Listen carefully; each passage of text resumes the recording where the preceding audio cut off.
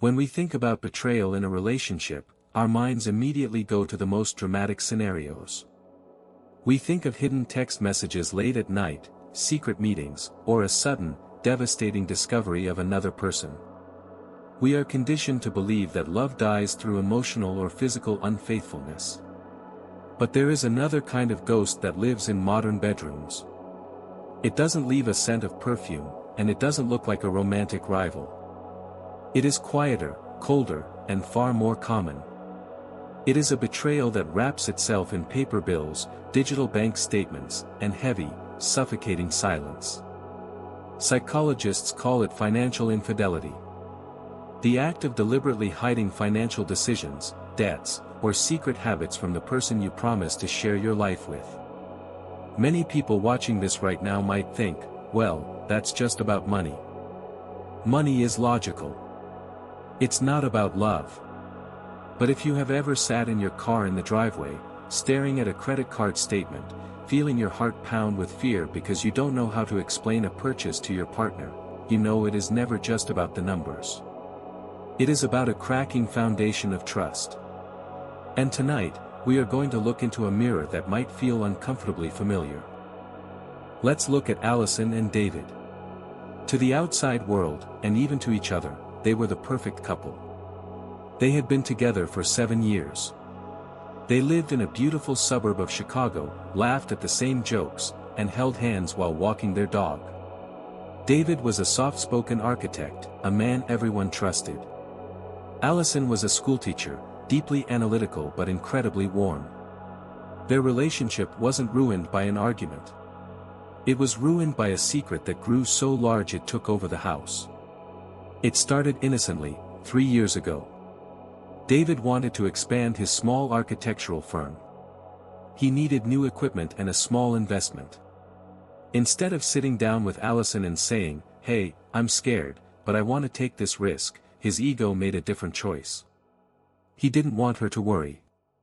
More importantly, he didn't want to look like a failure in her eyes. So, he took out a business loan in his name. Then, a credit card. Then, another. He told himself the ultimate lie that every financial betrayer uses: "I am doing this for us. I will fix it before she ever finds out." It's a temporary problem. But temporary problems have a habit of becoming permanent prisons. The market slowed down. The debts began to compound. Soon, David wasn't just managing a business, he was managing an elaborate, exhausting web of deception. He became the master of the mailbox. Every afternoon, he made sure he was the one to collect the mail, panicking if Alison got to the front door first. He set up paperless billing to hidden email accounts. When they went out to dinner, he insisted on paying, not out of generosity, but because he needed to control which card was used and ensure Alison didn't look at the available balance. What does this do to a human being? If you have ever hidden a financial secret, you know the psychological cost is immense. David wasn't a bad man. He loved Alison deeply. But guilt changes a person's behavior. When you carry a massive secret, you cannot be fully present in the room. When Alison would sit next to him on the couch, talking about her day, David's mind was calculating numbers. He was thinking about the payment due on Friday. He was wondering if the bank would call. To Alison, David began to feel distant, cold, and irritable. She started asking herself the terrifying questions every partner asks when an emotional wall goes up: does he still love me? Is there someone else? Why does he snap at me when I ask simple questions? The irony of financial infidelity is that the money itself is rarely the thing that breaks the heart. The heartbreak comes from the everyday symptoms of the secret. David became defensive about everything. If Alison suggested buying a new sofa or taking a weekend trip, he wouldn't say, "We can't afford it right now."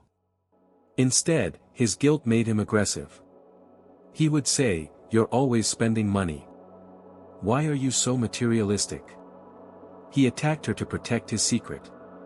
He turned his fear into anger, leaving Alison feeling confused, rejected, and completely isolated in her own marriage. She began to feel like she was living with a stranger. The warmth in their home evaporated, replaced by a strange, heavy tension that neither of them could openly name. The truth about secrets is that they have an expiration date. No matter how smart you are, no matter how carefully you hide the letters, reality eventually catches up. The explosion happened on an ordinary Tuesday. Alison was applying for a small car loan.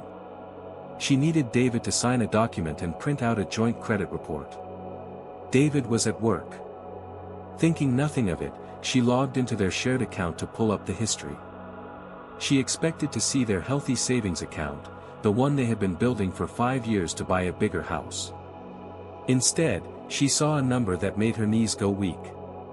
The savings were gone. Transferred out over months in small, quiet increments. And below that, linked to David's name, was a trail of debt totaling over $40,000. The world didn't stop turning, but for Alison, everything went entirely black. In that single moment, her past 7 years shifted. Every memory, every vacation, every time he told her he was just tired from work, was rewritten. She wasn't just dealing with a financial crisis. She was dealing with the reality that the man sleeping next to her had been living a lie for 3 years. When David walked through the front door that evening, he didn't see his wife. He saw a woman holding a piece of paper, her face completely pale, her eyes filled with a mixture of profound grief and rage. The suitcase of their marriage was open, and the secret was finally on the table. How did David react? How do you heal a relationship when $40,000 of debt is combined with 3 years of complete deception?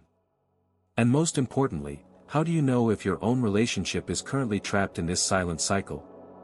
We will explore the devastating confrontation, the psychological breakdown of why David did it, and the universal steps to rebuild trust from absolute zero in the conclusion of this story. Part 2 is available right now. Click the link on your screen, drop your defenses, and join us for the final chapter.